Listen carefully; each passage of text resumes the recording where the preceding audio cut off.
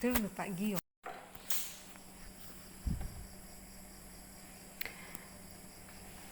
Baiklah Bapak Ibu, apa suara saya dapat terdengar dengan jelas di tempat tinggal Bapak dan Ibu? Ya, Terdengar jelas ya Bapak Ibu? ya Bu, terdengar. Iya, terima kasih atas responnya. Assalamualaikum warahmatullahi wabarakatuh. Selamat malam dan Jelas. salam sejahtera untuk kita semua. Jelas. Pertama-tama saya ingin mengucapkan Pakai terima bergulung, Mbak. kasih Bergulung. kepada narasumber kita, Ibu Nur Indasari SPDGR atas kesempatannya. Selanjutnya terima kasih yang luar biasa kepada Bapak Ibu eh, atas kesediaannya untuk hadir dalam diseminasi kegiatan penerapan budaya positif pada malam hari ini. Walaupun penyelenggaraannya dilakukan secara virtual, tapi tidak mengurangi esensi kita dalam mengikuti kegiatan ini. Baiklah Bapak Ibu, puji syukur kita panjatkan atas kehadirat Allah Subhanahu wa taala yang telah memberikan kita nikmat yang luar biasa berupa nikmat kesehatan, nikmat kesempatan untuk dapat hadir dalam kegiatan diseminasi budaya positif kita pada malam hari ini. Salawat serta salam tercurah kepada junjungan Nabi kita Muhammad sallallahu alaihi wasallam yang telah membawa kita dari zaman jahiliyah ke zaman yang penuh dengan kebenaran sehingga kita semua dapat diridhoinya dan memperoleh syafaatnya kelak. Amin ya rabbal alamin. Baiklah Bapak Ibu, sebelum narasumber memaparkan materinya, terlebih dahulu saya akan memaparkan tentang profil dari narasumber kita pada malam hari ini,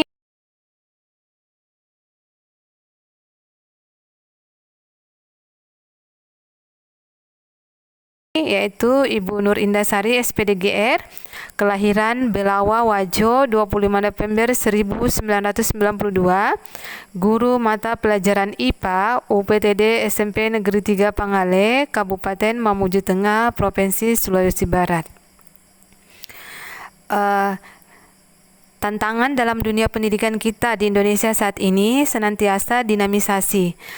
Pemberlakuan kurikulum merdeka dan pendidikan karakter yang berbasis profil pelajar Pancasila tentunya menuntut guru dalam hal ini insan pendidik yaitu kita Bapak Ibu dan Bapak Ibu untuk senantiasa berstrategi dalam mewujudkan budaya positif di sekolah sehingga tercipta tujuan pembelajaran dan pendidikan secara lebih optimal lagi.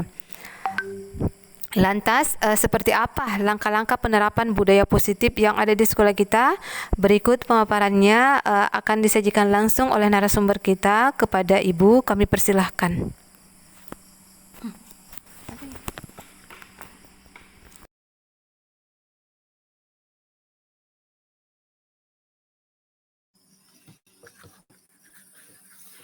Assalamualaikum warahmatullahi wabarakatuh. Waalaikumsalam warahmatullahi wabarakatuh. Waalaikumsalam warahmatullahi wabarakatuh. Waalaikumsalam warahmatullahi wabarakatuh. Mohon maaf Bapak Ibu, saya kamera karena jaringan tidak stabil.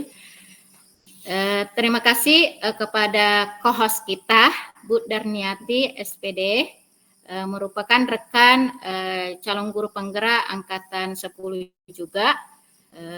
Dan terima kasih kepada Bapak Ibu guru hebat yang sempat bergabung pada malam hari ini guna untuk menyaksikan pemaparan diseminasi budaya positif yang kami pelajari di pendidikan guru penggerak angkatan 10 ini. Selamat malam Bapak Ibu guru hebat. Malam. Malam. Oke. Baik. Nah, untuk mempersingkat waktu saja, pada materi ini saya akan mendiseminasikan budaya positif. Nah, sebagaimana kita ketahui bahwa budaya positif itu adalah sebuah nilai kebajikan yang menjadi keyakinan dan akhirnya menjadi karakter atau ciri khas dari suatu tempat atau dari suatu lembaga. Nah, bagaimana mewujudkan budaya positif ini? Nah, itu harus berasal dari diri sendiri dulu. dan bagaimana kita mewujudkannya dalam dunia pendidikan atau instansi kita. Jadi kita itu harus perlu adanya kolaborasi atau kerjasama antara guru dengan kepala sekolah, guru dengan guru, guru dengan siswa, bahkan guru dengan orang tua siswa. Nah,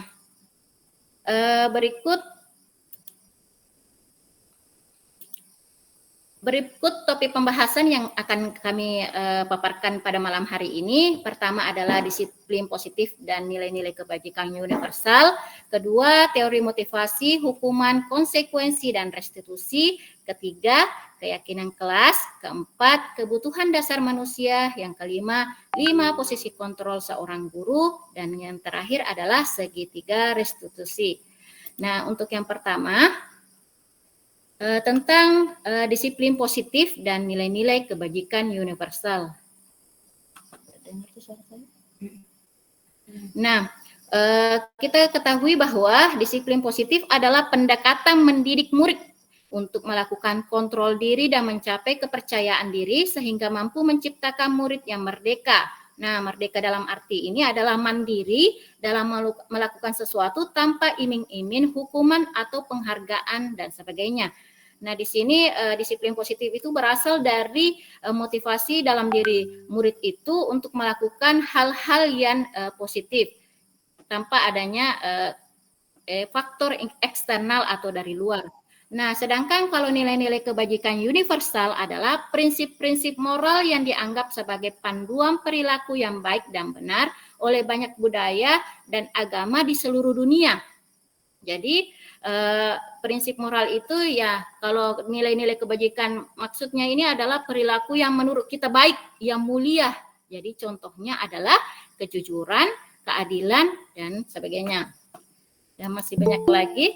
Kemudian teori motivasi, hukuman, dan konsekuensi, serta restitusi. Nah, teori motivasi perilaku manusia dikenal ada 3. Pertama, seseorang itu berperilaku jika ada motivasi pertama untuk menghindari ketidaknyamanan atau hukuman. Jadi motivasi untuk motivasi manusia itu berperilaku karena dia takut akan hukuman. Kemudian yang kedua, untuk mendapatkan imbalan atau penghargaan dari orang lain. Dan yang ketiga, untuk menjadi orang yang mereka inginkan dan menghargai diri sendiri dengan nilai-nilai yang mereka percaya. Nah, untuk ketiga teori motivasi ini, yang untuk poin pertama dengan poin kedua itu adalah adanya motivasi dari faktor luar atau faktor eksternal, sehingga jangka panjangnya, akibatnya itu hanya berdampak jangka pendek. Nah, kenapa berjangka pendek? Kalau tidak ada hukuman, tidak ada penghargaan, maka murid kita itu akan berhenti juga berperilaku hal demikian atau berperilaku yang positif. Kemudian, nah, untuk kita sebagai seorang guru, kita dianjurkan untuk memberikan motivasi dalam hal untuk menjadi orang yang mereka inginkan dan menghargai diri sendiri dengan nilai-nilai yang mereka percaya. Berikutnya, konsekuensi dan restitusi. Nah, di sini sebenarnya untuk perbedaan hukuman, konsekuensi, dan restitusi itu banyak sekali. Namun saya menjabarkan hanya dalam 3 kelompok besar. Yang pertama, hukuman. Jadi hukuman itu ternyata peraturan dibuat oleh guru tanpa melibatkan murid. Sedangkan oleh konsekuensi, peraturan dibuat oleh guru dan murid namun memiliki konsekuensi atau sanksi bagi pelanggarnya. Kemudian kalau restitusi, peraturan itu dibuat oleh murid melalui kesepakatan kelas atau kesepakatan bersama. Nah, kalau hukuman ini korbannya itu tidak nyaman untuk murid atau anak, dan itu bisa berjangka waktu panjang. Kemudian konsekuensinya itu tidak nyaman untuk murid dan untuk jangka waktu yang pendek. Sedangkan kalau restitusi itu adanya penguatan atau menguatkan murid dalam jangka waktu yang panjang. Jadi untuk hukuman itu menyakitkan. Jadi kalau dihukum, murid itu pasti merasa menyakitkan, guru menyalahkan, guru juga mengkritik, menyindir, dan merendahkan. Kalau konsekuensi guru membantu, guru menyatakan peraturan, melakukan peringatan, dan menerapkan konsekuensi atau sanksi. Jadi ada sanksinya yang sudah disepakati. Kemudian restitusi. Nah, beda dengan restitusi itu menguatkan, guru menyebutkan keyakinan kelas yang sudah disepakati, kemudian memberikan kerangka acuan berpikir restitusi murid. Nah, di sini ada kata-kata restitusi ya, nanti dibahas lebih lanjut. Apa sih itu sebenarnya restitusi? Nah, lanjut ke materinya. Nah, untuk menerapkan restitusi, kita harus menerapkan dulu namanya keyakinan kelas. Nah, apa sih itu keyakinan kelas? Keyakinan kelas adalah nilai-nilai kebajikan universal yang disepakati secara tersirat dan tersurat berupa pernyataan universal yang mudah diingat, dipahami, dan harus diterapkan dalam lingkungan sekolah atau kelas dengan penuh tanggung jawab. Nah, itu jadi keyakinan kelas itu adalah semacam peraturan kelas, tetapi peraturan kelasnya itu harus ada kesepakatan antara murid. Jadi muridnya yang berpendapat kira-kira keyakinan kelas apa atau peraturan kelas apa yang mereka inginkan jika proses pembelajaran berlangsung. Nah, adapun prosedur pembentukan keyakinan kelas, pertama guru suatu waktu masuk di dalam kelas, kemudian memberikan curah pendapat. Jadi dia menampung semua pendapat siswa tentang nilai-nilai kebajikan atau yang mau dipatuhi selama proses pembelajaran. Kemudian setelah itu, misalkan muridnya bilang, Bu, kalau belajar jangan mencontek, misalkan, atau jangan membuang sampah sembarangan di kelas. Jadi itu, misalkan kata muridnya. Kemudian gurunya ini menghimbau atau mengajak siswa atau murid mengubah dari kalimat negatif, kata jangan, kata tidak, kata dilarang menjadi kalimat positif. Contohnya, tadi jangan mencontek. Jadi kalimat positifnya adalah misalkan jujur, atau jangan membuang sampah sembarangan karena ada kata jangan, jadi kita buanglah sampah pada tempatnya, atau bisa juga menjaga kebersihan kelas. Jadi itu kalimat positifnya. Setelah diubah menjadi kalimat positif, kemudian guru meninjau kembali curah pendapat. Jadi dalam curah pendapat itu pasti banyak pendapat-pendapat dan pasti ada yang kembar. Nah, di situ guru meninjaunya yang kembar akan dipilah-pilah. Kemudian setelah itu meninjau ulang kembali keyakinan secara bersama. Nah, dari peninjauan ulang itu minimal dalam membentuk keyakinan atau peraturan kelas itu minimal jangan terlalu banyak, cukup sedikit dan bisa dipahami dan dihafalkan oleh murid kita. Kemudian setelah itu kita melaksanakan penandatanganan persetujuan keyakinan kelas. Nah, di sini guru bersama murid melakukan penandatanganan bahwa bersetuju untuk menaati keyakinan kelas mereka. Kemudian setelah itu meletakkan keyakinan kelas di dinding ruangan kelas. Jadi supaya selalu dibaca dan diingat. Jadi keyakinan kelasnya dipasang di dinding atau ditempelkan di dinding. Nah, untuk penerapan keyakinan kelas itu banyak sekali cara-caranya dan beda-beda metodenya. Jadi intinya dalam keyakinan kelas itu adanya kesepakatan untuk membentuk suatu peraturan dalam kelas yang hasil dari curah pendapat antara murid dengan guru. Berikut saya ingin menampilkan video saya tentang kesepakatan pembuatan keyakinan kelas. Izin stop screen, kemudian share screen lagi. Semoga jaringannya mendukung.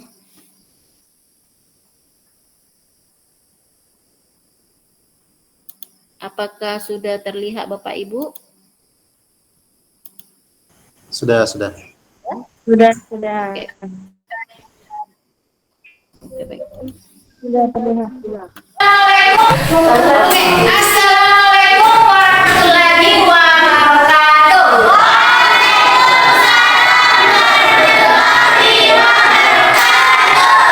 Hari ini kita mau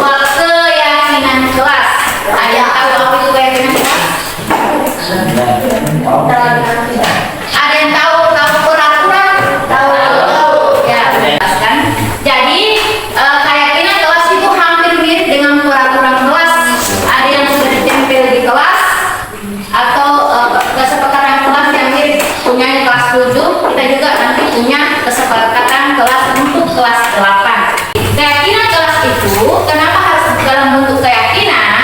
Karena dengan keyakinan kalian meyakini dalam diri dan kalian bertanggung jawab terhadap apa yang nilai yang kalian yakini nantinya. Jadi, nah bagaimana cara membentuk keyakinan kelas? Dengan cara membentuk atau dalam bentuk kesepakatan. Jadi kita buat kesepakatan. Kesepakatannya apa, Bu?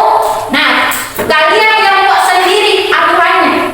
Jadi kalian yang buat sendiri aturannya, kira-kira supaya proses pembelajaran berjalan dengan baik, kira-kira apa yang harus diaturi, apa yang harus diyakini, apa yang harus dipatuhi supaya kita bisa memahami pelajaran dengan baik.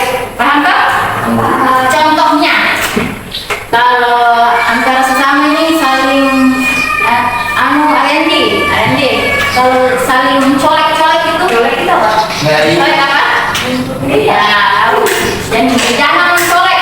Jadi jangan mencolek, tidak boleh mengganggu temannya pada saat proses pembelajaran. Itu contoh keyakinan.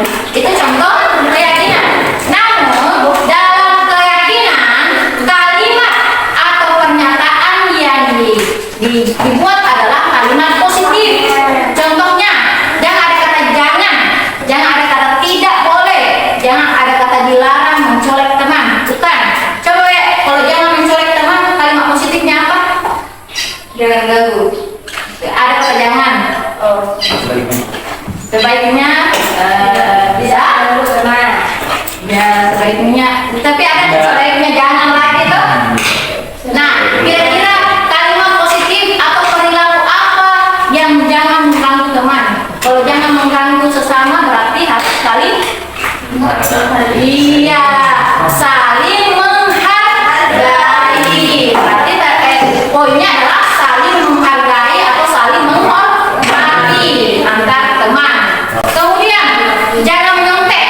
Jadi kata jangan menyontek, tidak boleh menyontek, tidak boleh berbuat curang. Apa kalimat positifnya?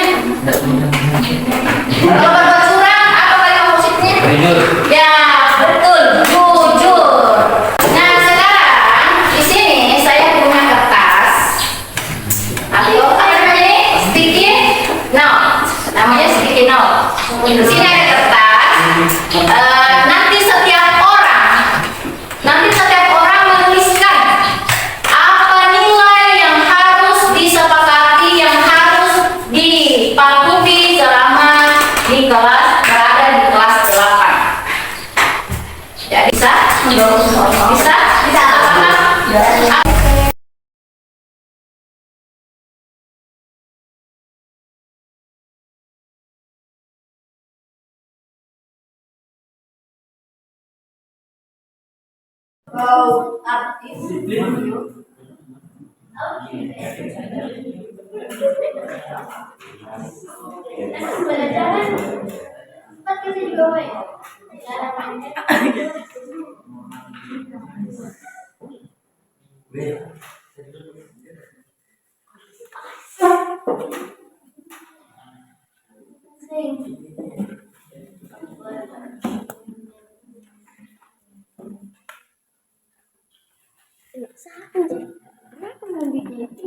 Satu saja ya, satu-satu orang.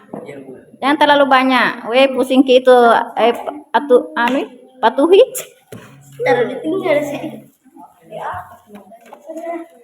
Yang diyakini saja, yang diyakini bisa diterapkan dan dipertanggungjawabkan. Baiklah, bagi yang selesai, silakan dari sini,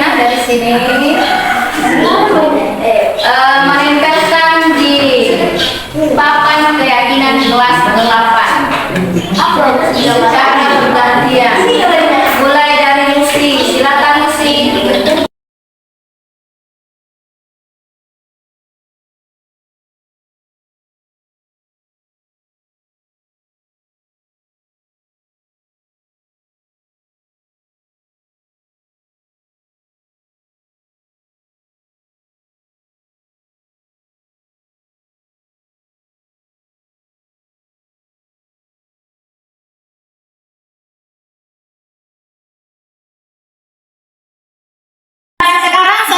kelompokkan. Jadi ada berapa peraturan atau keyakinan yang kalian buat untuk kelas 8?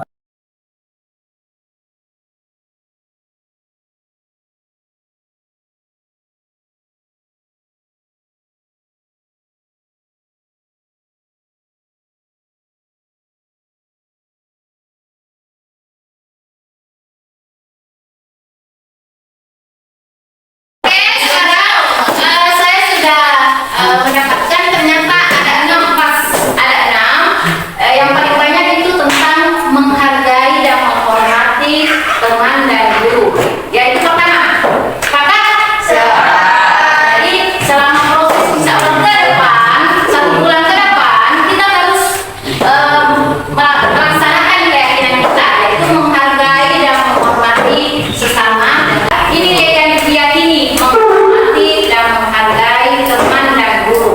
Kedua, yang paling banyak disiplin. Disiplin itu tidak boleh datang terlambat. Buku, pulpen harus selalu disediakan. Itu disiplin. Kemudian yang kedua, jujur, tidak boleh berbuat curang. Tapi kalau dipersilakan sama gurunya silakan kerja kelompok silakan. Tetapi kalau ujian atau sesuatu dilarang oleh gurunya dan menyontek, maka harus jujur dan harus jujur mengakui kesalahan. Itu termasuk jujur. Kemudian menjaga kerapian. Ya, menjaga kerapian. Bagaimana cowok sepakat? Insya Allah sepakat? Sepakat. Sekarang tertib. Tertib itu mematuhi peraturan dari guru, mematuhi guru dan bapak guru. Ya, itu ya. Dan kalau sama ini ya tidak perlu disebutkan namanya. Jadi, oke bisa mematuhi peraturan dari guru atau bapak guru? Bisa. Oke, terakhir, yang terakhir spesial sendirinya dan yang paling berharga yaitu menjaga kebersihan.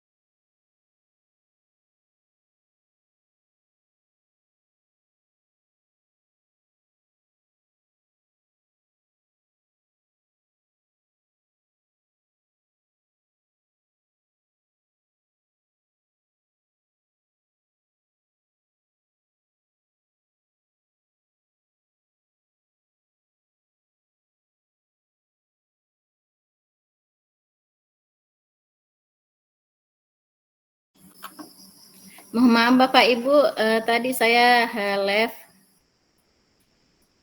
Nah, jadi itu tadi tentang salah satu video saya tentang membuat keyakinan kelas. Sebenarnya itu panjang 10 menit. Jadi di situ menggambarkan tadi dari prosedur itu tentang setelah membuat keyakinan kelas, siswa tersebut akan menuliskannya dalam bentuk sticky note. Jadi saya hanya menjelaskan Bapak Ibu ya, mohon maaf. Jadi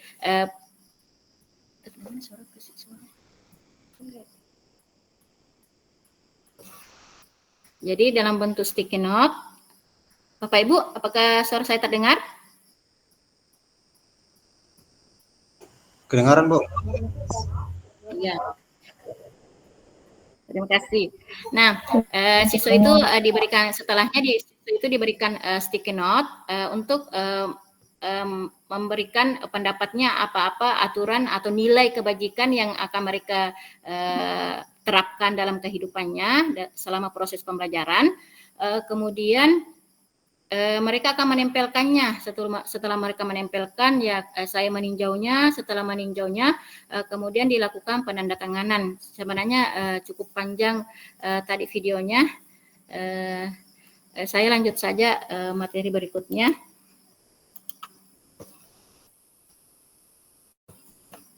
izin share screen.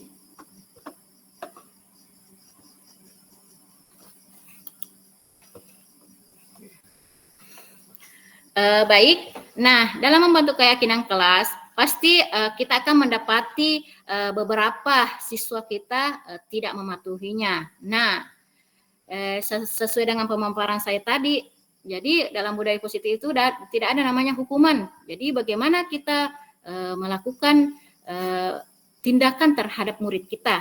Nah, pada materi berikutnya itu kita kenal dengan namanya mohon maaf sebelumnya ternyata saya menjelaskan dulu tentang kebutuhan dasar manusia.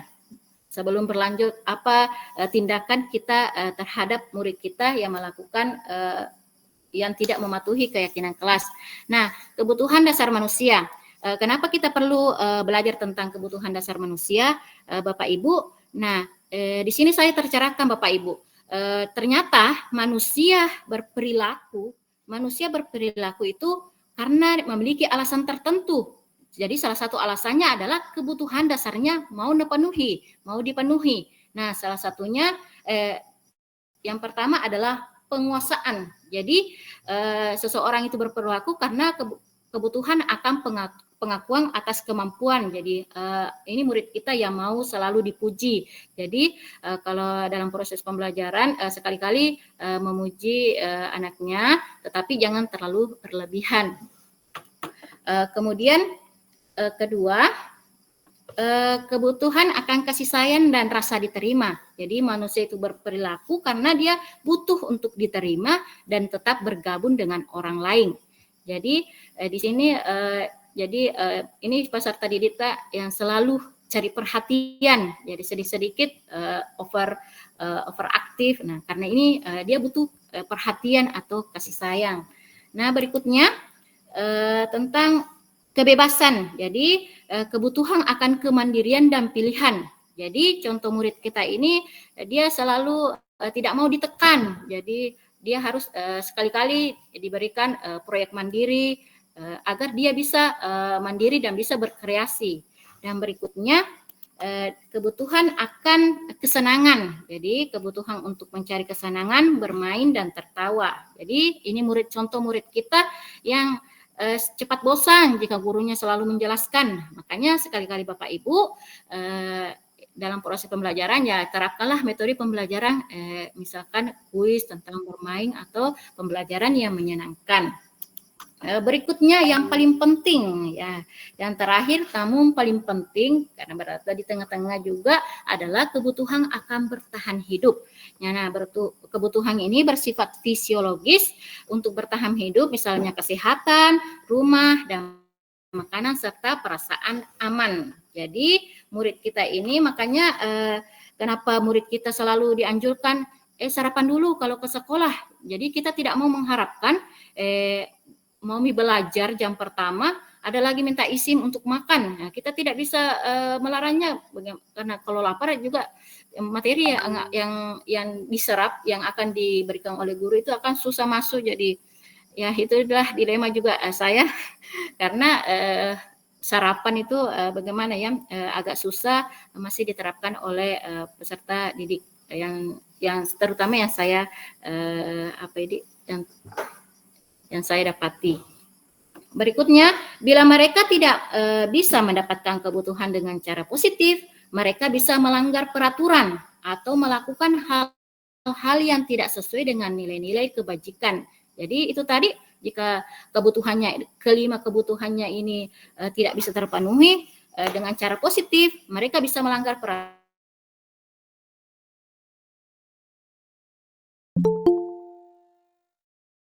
Jika peserta didik tersebut melakukan suatu pelanggaran atau tidak mematuhi keyakinan kelas kita sebelumnya, nah guru bisa memakai 5 posisi kontrol guru. Yang pertama adalah penghukum, kedua adalah pembuat merasa bersalah, kemudian sebagai teman, bisa sebagai pemantau, bisa sebagai manajer.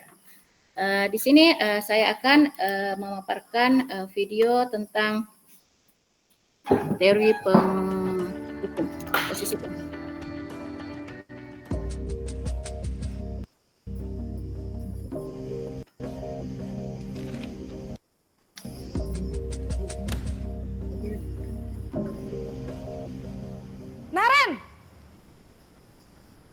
kamu?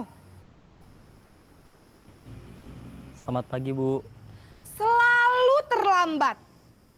Kamu deh, pasti terlambat. Maaf, Bu.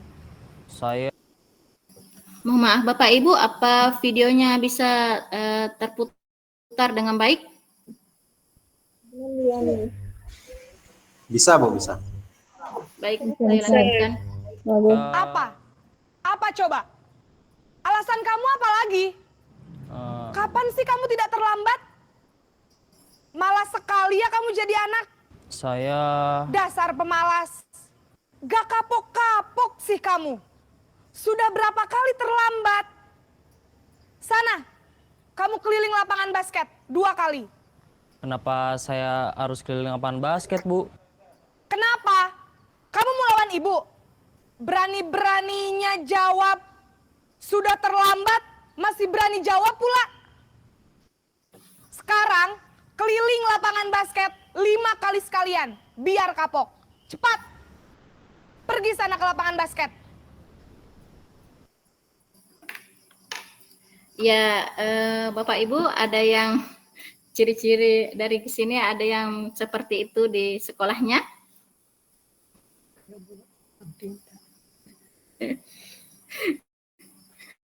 Ya, tidak ada yang Ya, tidak ada Bapak Ibu ya. Mudah-mudahan tidak ada. Mana Miki? Mana bicaranya?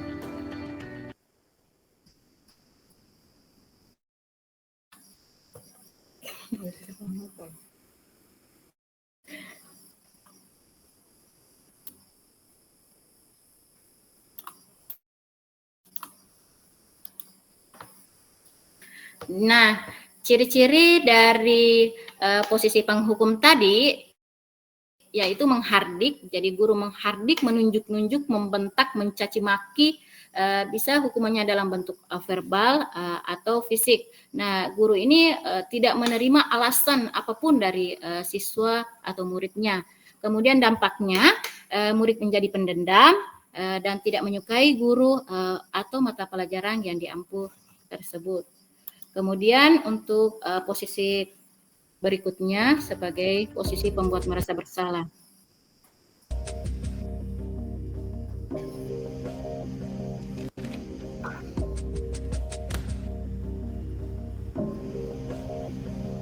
Naren!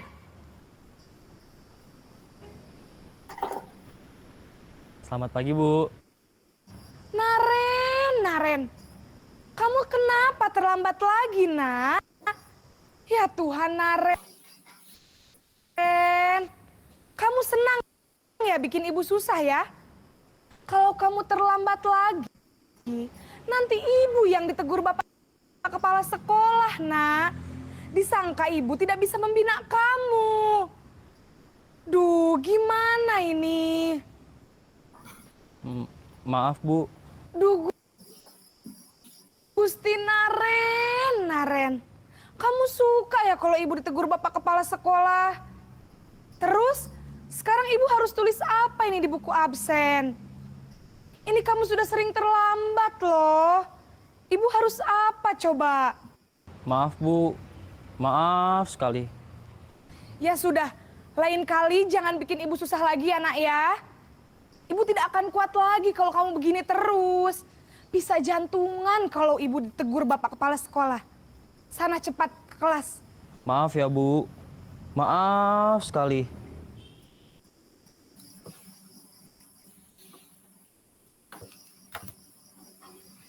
Baik Bapak Ibu, posisi pembuat merasa bersalah ini ciri-cirinya suara cenderung melembut, tenang, namun kata-katanya itu menyalahkan murid.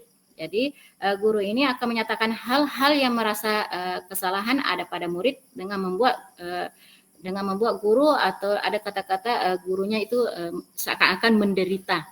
Kemudian dampaknya murid merasa bersalah atau gagal dan rendah diri. Jadi muridnya itu merasa rendah diri dan menarik diri dari lingkungan, dari teman-temannya. Kemudian berikutnya tentang posisi kontrol sebagai teman.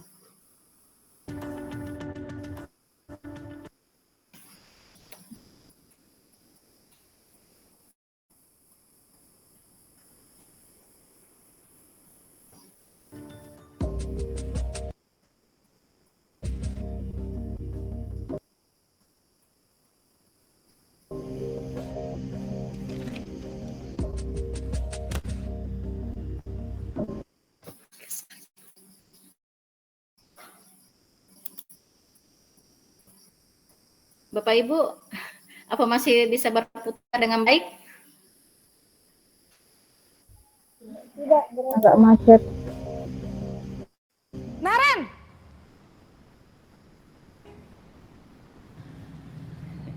Selamat pagi, Bu. wah, sudah jam berapa ini, Nak? Terlambat lagi ya, sayang. Iya, Bu. Habis ibu saya lupa bangunkan saya, Bu. Kamu malah menyalahkan ibu kamu. Kamu bukannya anak yang larinya paling kenceng. Kok terlambat sih? Iya, Bu. Saya memang terlambat bangun tadi. Jadi, biarpun saya lari kencang, tetap gak kekejar, Bu.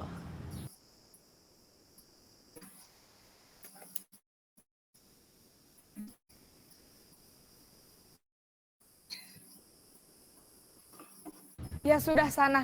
Nanti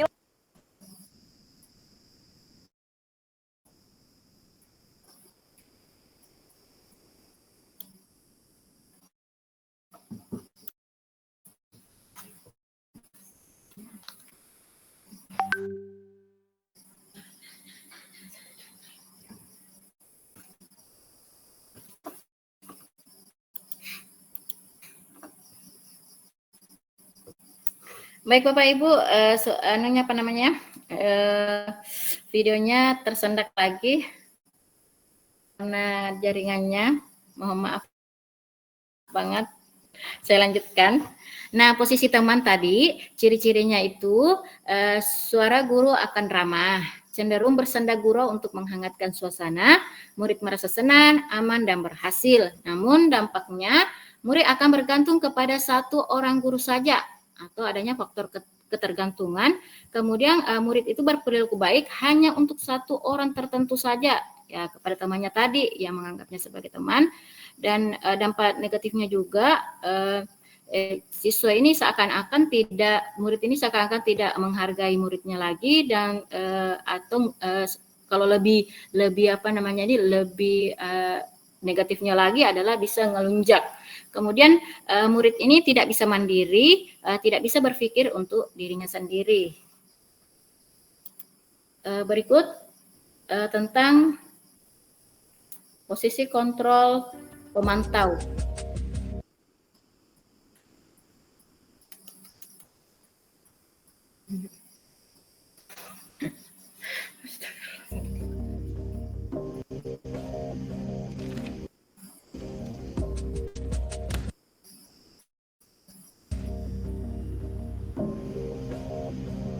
Naren,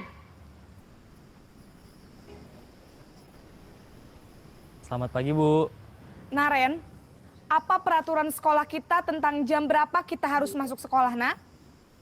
Kita harus di sekolah jam 7, Bu. Iya, betul. Sekarang sudah jam 7.20. Naren sudah tahu konsekuensinya jika terlambat hadir. Paham, Bu. Saya harus tinggal kelas pas jam istirahat selama 20 menit. Iya, benar. Konsekuensinya demikian. Jadi nanti jam 9.30 pas istirahat, kamu harus tinggal di kelas, kerjakan tugas tambahan untuk ketinggalan kamu, ya? Baik, Bu.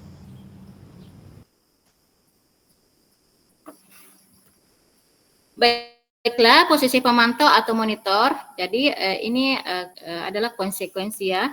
Jadi tadi ada pertama penghukum, dan ini adalah konsekuensi. Jadi kenapa ciri-cirinya di posisi pemantau itu seorang pemantau bersuara datar, tidak emosional, tidak bersenda gurau, ataupun menggunakan suara tinggi. Terciptanya identitas diri positif atau berhasil. Guru mengarahkan murid berdasarkan peraturan dan konsekuensi atau sanksi, sehingga pada saat diberikan sanksi maka guru pun harus mengawasi.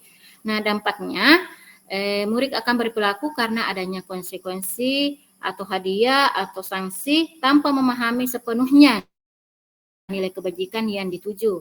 Jadi ini merupakan faktor motivasi eksternal ya. Kemudian kedua tidak sepenuhnya mandiri, karena masih itu tadi karena faktor bukan dirinya sendiri yang menyadari kesalahan, karena mereka tahunya ada konsekuensi dari peraturan yang dilanggar. Berikutnya yang terakhir adalah posisi manajer.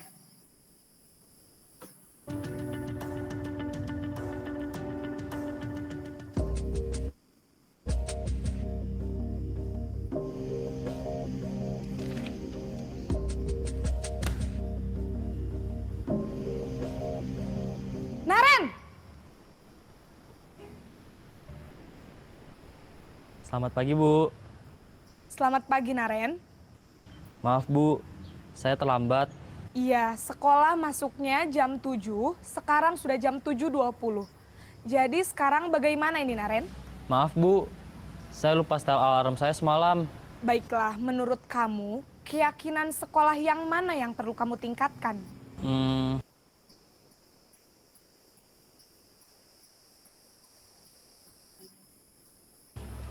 Menghargai diri sendiri dan orang lain mungkin ya, Bu. Setuju. Jadi, apakah Naren meyakini prinsip saling menghormati tersebut? Iya, Bu. Saya meyakininya. Apakah Naren bersedia memperbaiki masalah keterlambatan ini? Bersedia, Bu. Bagaimana kamu akan perbaiki masalah keterlambatan ini? Saya akan coba untuk tidak lupa menyetel alarm saya, Bu. Baik, kalau Naren lupa menyetel alarm di rumah, ada orang yang kira-kira bisa bantu mengingatkan tidak? Ada, Bu. Kakak saya, Kak Ema. Ada lagi selain Kak Ema? Selain Kak Ema, ada ibu saya. Baik, jadi yang mengingatkan Naren adalah Kak Ema dan ibu kamu ya.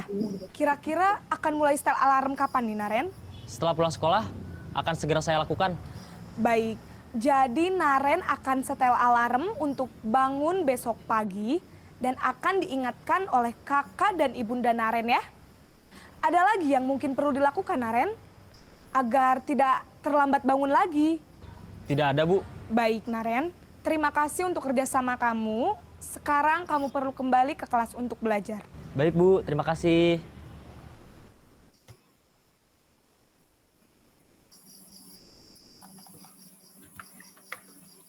Baik, posisi manajer, ciri-cirinya suaranya netral, tidak emosional, tidak terlalu ramah, dan tidak bernada tinggi. Terciptanya identitas positif, berhasil. Guru akan dengan tulus mengajukan pertanyaan-pertanyaan bermakna agar membuka pikiran murid. Kemudian guru membimbing murid untuk memecahkan masalahnya secara mandiri atas kesalahan yang telah dilakukan.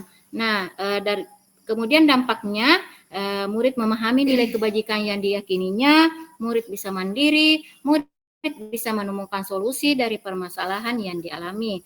Nah, kelima posisi kontrol ini kita dianjurkan. Jadi seorang guru kita dianjurkan untuk memiliki posisi terakhir yaitu posisi sebagai manajer. Berikutnya segitiga restitusi. Pembahasan kita yang terakhir yaitu segitiga restitusi. Jadi restitusi adalah kegiatan berdialog antara guru, orang tua dengan murid atau anak untuk menciptakan kondisi bagaimana bagi murid atau anak untuk memperbaiki kesalahan mereka dengan karakter yang kuat. Jadi segitiga restitusi ini bukan hanya berlaku untuk guru, juga bisa berlaku untuk orang tua di rumah. Jadi kita sebagai orang tua bisa merestitusi anak kita di rumah. Nah, bertujuan untuk dapat menghasilkan murid atau anak yang bisa mandiri dan bisa bertanggung jawab. Berikut segitiga restitusi. Yang pertama itu ada menstabilkan identitas. Jadi berdasarkan prinsip membuat kesalahan adalah bagian dari proses pembelajaran di mana akan menggeser identitas gagal menjadi identitas sukses. Nah, pada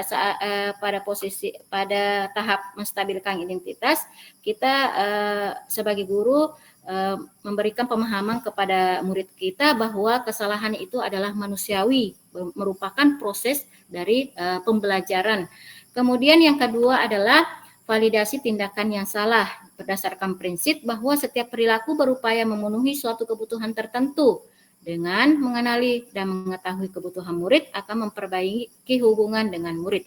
Nah, di sini seperti saya katakan sebelumnya bahwa kita harus jadi pasti murid kita itu berperilaku sesuatu karena dia memiliki suatu alasan. Nah, suatu alasannya itu untuk memenuhi kebutuhannya tertentu. Jadi di sini kita menanyakan alasannya mereka berperilaku.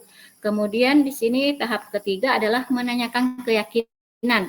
Jadi menanyakan keyakinan itu murid akan diberikan pertanyaan-pertanyaan bermakna untuk memunculkan motivasi intrinsik atau dari dalam diri murid sehingga murid mampu mengaitkan keyakinan dengan tindakan yang salah.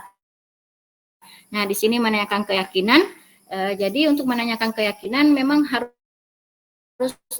ada memang keyakinan kelas yang harus disepakati sebelumnya.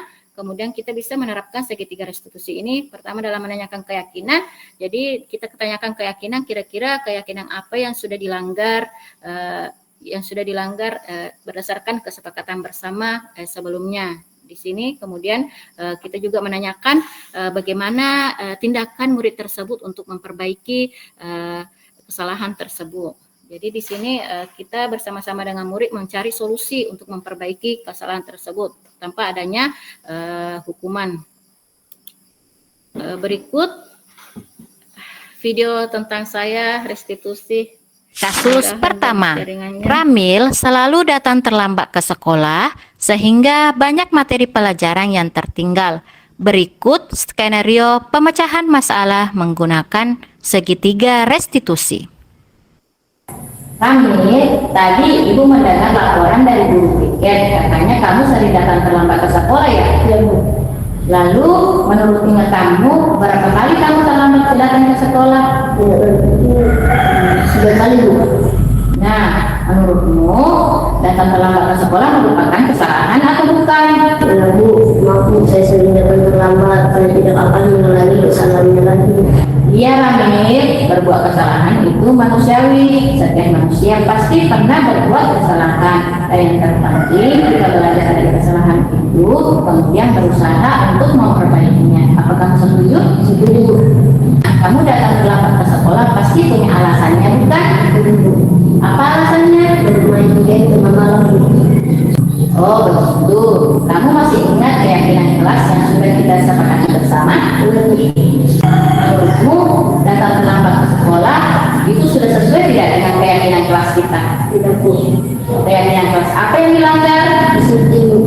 Baik, menurutmu disiplin itu penting tidak untuk kamu? Ya, jika penting, bagaimana tindakan kamu untuk memperbaiki agar tidak datang terlambat lagi ke sekolah? Bermain gamenya dibatasi. Ada lagi? Dan mengingatkan alarm sekitar jam 5 dan mengingatkan orang tua untuk membangunkan pagi hari. Ya, tepat sekali, Ramil.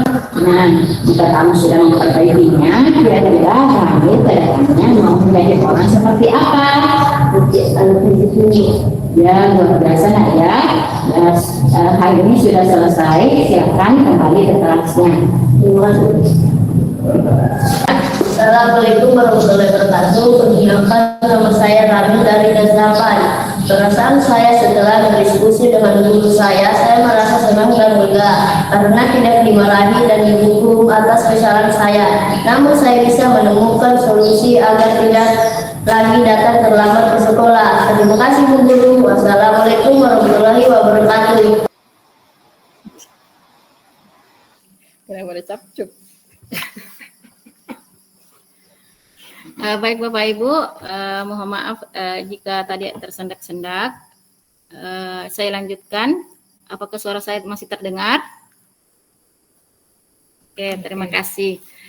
Nah, saya akan menjabarkan tadi tentang pertanyaan. Jadi, pertanyaan dalam menstabilkan identitas bisa dengan kata-kata setiap orang pasti pernah melakukan kesalahan. Kamu bukan satu-satunya yang pernah melakukan ini. Kemudian kalau validasi tindakan yang salah, kamu tentu punya alasan mengapa melakukan itu, bukan? Adakah cara yang lebih efektif untuk mendapatkan apa yang kamu butuhkan? Sedangkan untuk menanyakan keyakinan, kira-kira keyakinan kelas apa yang telah kita sepakati? Kamu ingin menjadi orang seperti apa ke depannya? Nah, itu adalah salah satu contoh untuk pertanyaan dalam segitiga restitusi. Nah, bagaimana gaya atau pengucapan dari guru-guru itu bisa bervariasi dan bisa dibolehkan agar murid kita bisa memahami apa yang kita bicarakan. Tidak mesti harus baku. Jadi kita sesuaikan dengan murid kita yang kita hadapi. Berikutnya, saya memohon dari audiens untuk mempraktekkan segitiga restitusi. Jadi kasusnya yaitu nanti ada sebagai Edi dan ada sebagai Bu Ita. Jadi kasusnya itu setelah kelas berakhir, Edi dan Anwar bertugas sebagai piket untuk membersihkan kelas. Namun karena Edi merasa bosan dan lapar, maka dia pergi ke kantin dan tidak membantu Anwar membersihkan kelas. Kemudian Ibu Ita melihat hal itu dan akhirnya Bu Ita berbicara dengan Edi. Jadi dia menghampiri Edi di kantin. Nah, ini dialognya. Ada yang bersedia? Sebagai Bu Ita dengan siswa, jadi sebagai guru dengan siswa, bisa angkat tangan Bapak Ibu. Ya, silakan Bapak Ibu yang ingin mencoba untuk melakukan dialog restitusi. Silakan Bapak Ibu untuk raise hand. Baiklah Bapak Ibu, dalam slide yang Bapak Ibu lihat dipaparkan tentang dialog restitusi. Barangkali di antara Bapak dan Ibu ada yang ingin melakukan dialog restitusi. Ya, kami persilahkan kepada Bapak Gianto. Siap Bu, siap.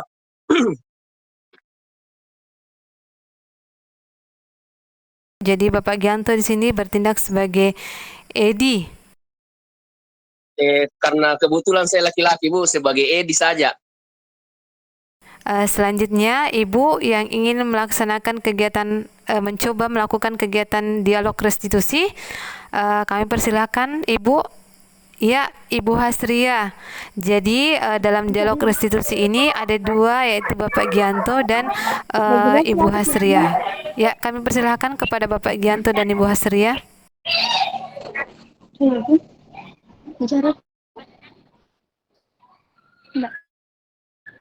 Kelihatan.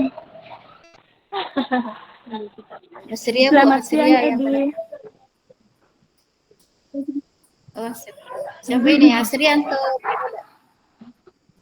Dimulai nih Bu atau bagaimana ini? Silakan Bapak Asria. Saya sebagai siapa nih?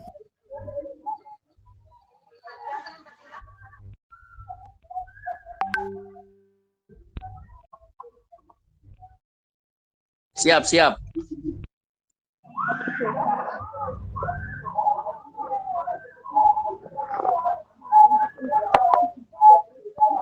Silakan Bu. Selamat siang, Edi. Selamat siang, Edi. Selamat siang Bu. Kamu sedang apa di sini? Kamu tidak membantu Anwar membersihkan kelas ya? Iya Bu, saya di sini sedang makan Bu. Menurutmu, meninggalkan teman saat pikir bersama merupakan kesalahan atau bukan? Kesalahan Bu. Mohon maaf Ibu, saya tidak akan mengulangi kesalahan lagi Bu. Iya, Edi, semua orang pasti pernah berbuat salah. Namun, yang terpenting kita belajar dari kesalahan itu dan berusaha untuk memperbaikinya. Kamu setuju? Iya Bu, setuju. Baik, Edi. Edi meninggalkan Anwar membersihkan kelas. Pasti karena punya alasan, bukan? Iya Bu, saya bosan dan saya sangat lapar, makanya saya ke kantin ini Bu. Iya, Edi, Ibu memaklumi apa yang Edi rasakan. Dan Ibu sangat menghargai atas tindakanmu yang tidak lebih buruk lagi, misalnya bolos sekolah. Iya Bu. Edi, menurutmu meninggalkan tiket kelas sudah sesuai tidak dengan keyakinan kelas yang sudah kita sepakati bersama?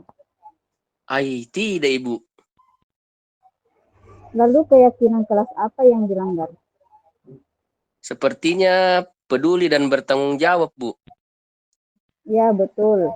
Menurutmu peduli dan bertanggung jawab paling tidak buat kamu? Penting itu, Bu. Jika itu penting, bagaimana kamu memperbaiki kesalahan tersebut? Saya akan membantu teman saya, Bu, kalau ada jadwal piket saya dengan senang hati. Jika saya lapar, saya akan ke kantin, Bu, kalau pekerjaan saya sudah selesai. Betul sekali. Jika Edi sudah memperbaikinya, ke depannya Edi ingin menjadi orang seperti apa? Mau Kak menjadi orang yang peduli dan bertanggung jawab, Bu. Hebat ya, karena kamu sudah selesai, silahkan kembali ke kelasnya ya. Iya, Bu. Terima kasih banyak, Bu. Sama-sama. Ya, itulah tadi kesepakatan antara Jonto dan Ibu Asria. Kami ucapkan terima kasih Pak atas partisipasinya dalam dialog restitusinya. Masya Allah, luar biasa sekali ya atas dialog dari Bu Hasria sebagai Bu Ita dengan Bapak Gio sebagai Edi. Terima kasih banyak sudah berpartisipasi. Nah, untuk selanjutnya materinya pesan saya, jangan mencoba untuk memperbaiki murid atau siswa kita. Yang terpenting itu perbaiki diri kita sendiri terlebih dahulu. Karena kita ketahui bahwa seorang guru itu merupakan teladan bagi murid atau anaknya di rumah. Sekian dari saya, kurang lebihnya mohon dimaafkan atas kendala jaringan dan sebagainya. Saya kembalikan kepada co-host kita. Silakan. Ya, terima kasih Bu.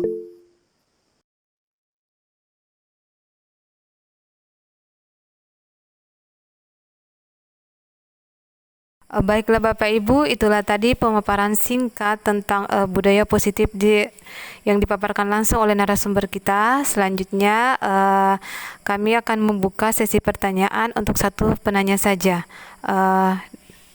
Bukan. Jadi Bapak Ibu yang ingin bertanya silakan raise hand. Ya, ada dari Bapak Muhammad Gianto. Kepada Bapak Muhammad Gianto kami persilahkan Pak pertanyaannya.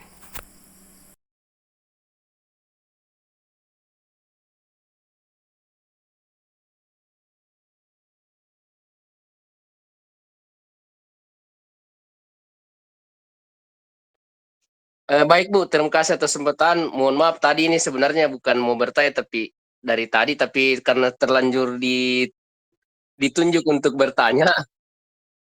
Ini Bu, tadi kan segitiga restitusi ini pengaplikasiannya ketika kita ingin mengajarkan nilai-nilai universal itu kepada siswa agar tertanam dalam diri mereka. Pertanyaan saya, Bu, apakah segitiga restitusi ini bisa kita lakukan jika sebelumnya itu belum ada kesepakatan kelas atau keyakinan sekolah yang dibuat, Bu? Terima kasih. Baiklah, kami akan mempersilahkan kepada narasumber untuk menjawab pertanyaan dari Bapak Gianto. Kepada Ibu narasumber kami persilahkan. Terima kasih atas pertanyaan dari Bapak Gio, luar biasa sekali ya. Saya juga masih memikir-mikirkannya. Kadang saya mencoba untuk menjawabnya supaya mudah-mudahan bisa memuaskan. Nah, untuk segitiga restitusi dan yang saya pelajari dan pemahaman saya sebaiknya siswa itu diberikan pemahaman dahulu tentang keyakinan kelas tentang nilai-nilai kebajikan yang perlu diterapkan dalam kehidupan sehari-hari sebelum menerapkan segitiga restitusi. Kalau masalah apakah perlu menerapkan keyakinan kelas dulu, itu memang idealnya memang kita harus menyepakati dulu keyakinan kelas di dalam kelas kita, kemudian kita bisa selalu memantaunya dalam bentuk segitiga restitusi. Itu idealnya. Cuman karena setiap orang kan pasti memiliki nilai kebajikan, nilai-nilai yang mulia yang mereka yakini, tidak mengapa jika kita melakukan restitusi seperti itu. Tetapi kalau idealnya untuk menerapkan saya sebagai seorang guru, kita harus memulai dulu dengan membuat suatu keyakinan kelas. Kemudian kita bisa selalu mengontrol perilaku siswa kita tersebut dengan kalau ada yang melanggar ya kitalah bisa menerapkan namanya segitiga restitusi, Pak. Mohon maaf Pak kalau tidak memuaskan. Terima kasih.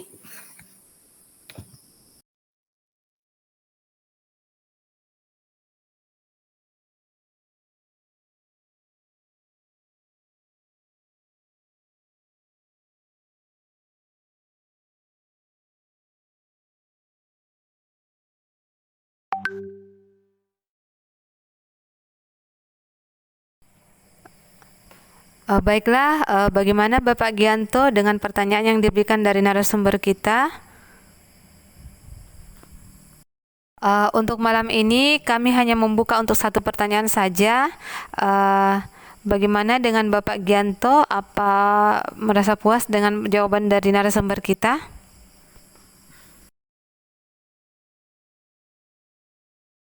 Baik Bu, terima kasih atas jawabannya. Saya dapat pencerahan dari jawaban Ibu Indah tadi. Terima kasih Bu, sangat memuaskan. Baiklah Bapak Ibu, itulah tadi pemaparan singkat dari narasumber kita tentang penerapan budaya positif. Yang mana kita ketahui bahwa budaya positif seperti yang kita ketahui bersama bahwa budaya positif itu diawali dengan adanya perubahan paradigma tentang teori kontrol. Sebagai pendidik, kita merasa berkewajiban untuk mengontrol perilaku murid supaya memiliki perilaku sesuai dengan harapan guru. Dengan adanya kontrol dari guru, maka akan terjadi keselarasan yang seimbang sehingga akan tercipta budaya positif. Namun budaya positif di sekolah tidak dapat diciptakan secara instan. Dalam penerapan budaya positif di sekolah diperlukan tuntunan dan tauladan dari kita seorang guru. Baiklah Bapak Ibu, demikianlah tadi. Baiklah Bapak Ibu, itulah tadi pemaparan singkat diseminasi penerapan budaya positif oleh narasumber kita. Kelebihan hanya milik yang kuasa, sedangkan kekurangan milik kita. Lebih dan kurangnya mohon dimaafkan. Assalamualaikum warahmatullahi wabarakatuh. Waalaikumsalam warahmatullahi wabarakatuh. Terima kasih.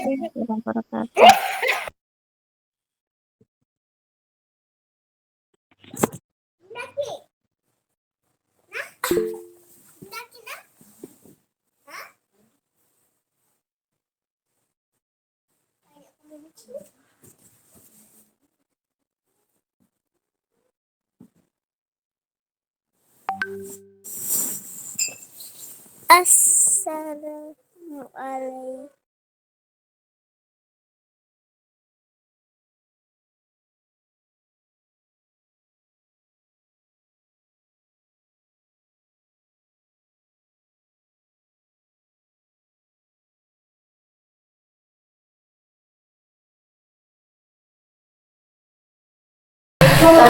Assalamualaikum warahmatullahi wabarakatuh.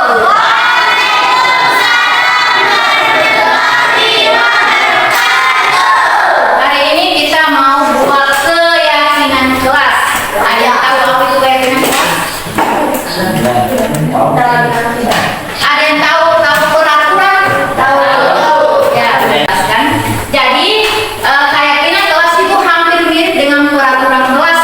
Ada yang sudah ditempel di kelas atau kesepakatan kelas yang mirip punya kelas 7. Kita juga nanti punya kesepakatan kelas untuk kelas 8. Keyakinan kelas itu kenapa harus dalam bentuk keyakinan? Karena dengan keyakinan kalian meyakini dalam diri dan kalian bertanggung jawab terhadap apa yang menilai yang kalian yakini nantinya. Jadi, nah bagaimana cara membentuk keyakinan kelas? Dengan cara membentuk atau dalam bentuk kesepakatan. Jadi kita buat kesepakatan. Kesepakatannya apa Bu? Nah, kalian yang buat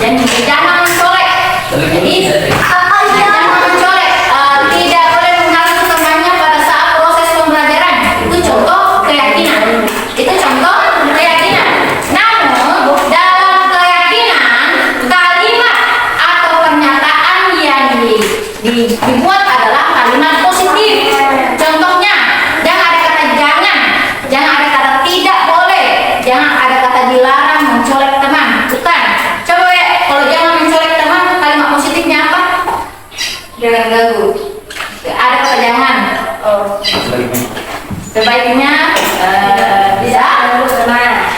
Ya sebaiknya, tapi ada sebaiknya jangan lagi tuh.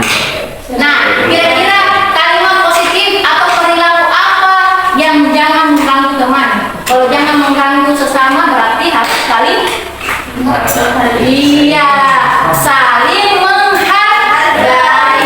Berarti poinnya adalah saling menghargai atau saling menghormati antar teman. Kemudian jangan menyontek. Jadi kata jangan menyontek, tidak boleh menyontek, tidak boleh berbuat curang. Apa kalimat positifnya? Kalau berbuat curang, apa kalimat positifnya? Jujur. Ya, betul, jujur. Nah, sekarang di sini saya punya kertas.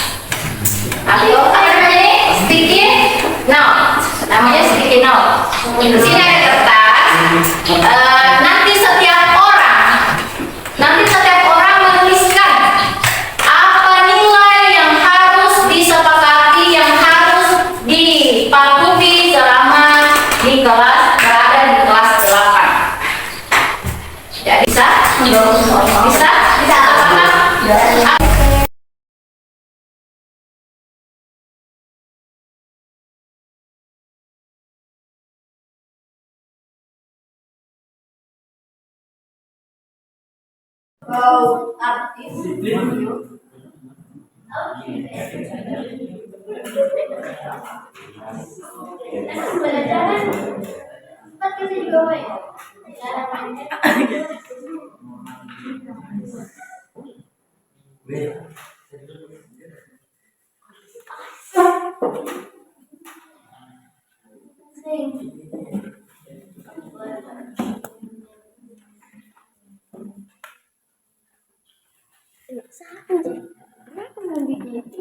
Satu saja ya, satu-satu orang. Jangan terlalu banyak. Pusing gitu. Patuhi.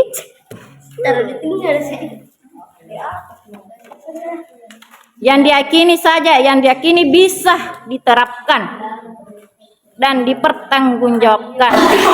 Baiklah, bagi yang selesai silakan dari sini menempelkan di papan keyakinan kelas 8 secara bergantian. Mulai dari Lucy, silakan Lucy.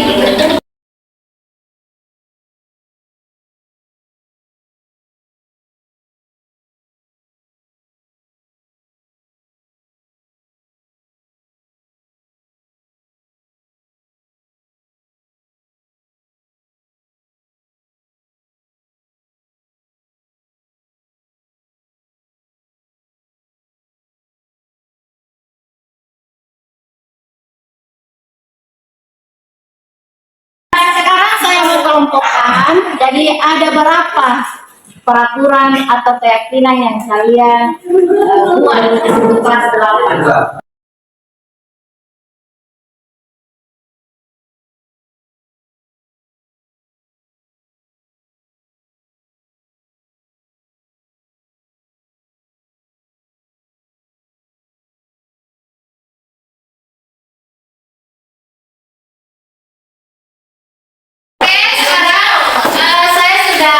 Mendapatkan ternyata ada 6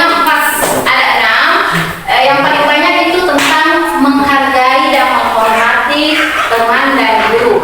Yaitu pertama, maka selama proses insya Allah ke depan, 1 bulan ke depan kita harus melaksanakan keyakinan kita, yaitu menghargai dan menghormati sesama. Ini yang diyakini, menghormati dan menghargai teman dan guru.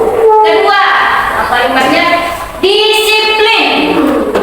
Disiplin itu tidak boleh datang terlambat. Buku, pulpen harus selalu disediakan. Itu disiplin.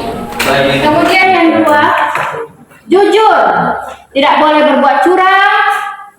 Tapi kalau dipersilakan sama gurunya silakan kerja kelompok silakan. Tetapi kalau ujian atau sesuatu dilarang oleh gurunya jangan menyontek, harus jujur dan harus jujur mengakui kesalahan. Itu termasuk jujur. Kemudian menjaga kerapian. Ya, menjaga kerapian. Bagaimana cowok, sepakat? Insya Allah, sepakat? Sepakat. Sekarang tertib. Tertib itu mematuhi peraturan dari guru, mematuhi guru dan bapak guru. Ya, itu ya. Tidak tahu sama ini ya, tidak perlu disebutkan namanya. Jadi, oke, bisa mematuhi peraturan dari bu guru atau bapak guru? Bisa. Oke, terakhir, yang terakhir spesial sendirinya dan yang paling berharga yaitu menjaga kebersihan. Oke, jadi ada berapa? Ada berapa? Nah, apa pertama? Disiplin, kedua? Jujur, ketiga? Hargai dan menghormati teman dan guru. Yang keempat? Kerapian. Yang kerapian. Kelima? Menjaga kebersihan. Keenam? Tertib atau mematuhi peraturan guru. Oke, di sini kita akan melaksanakan penandatanganan keyakinan kelas 8. Insya Allah kalian akan melaksanakan apa yang kalian yakini dan harus mempertanggungjawabkannya dengan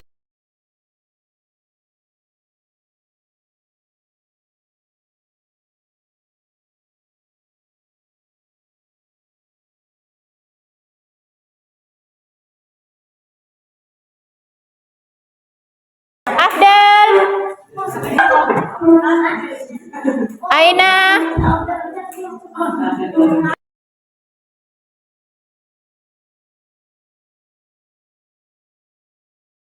Nah, ini upaya kalian untuk memperbaiki diri dan berusaha mempertanggungjawabkan.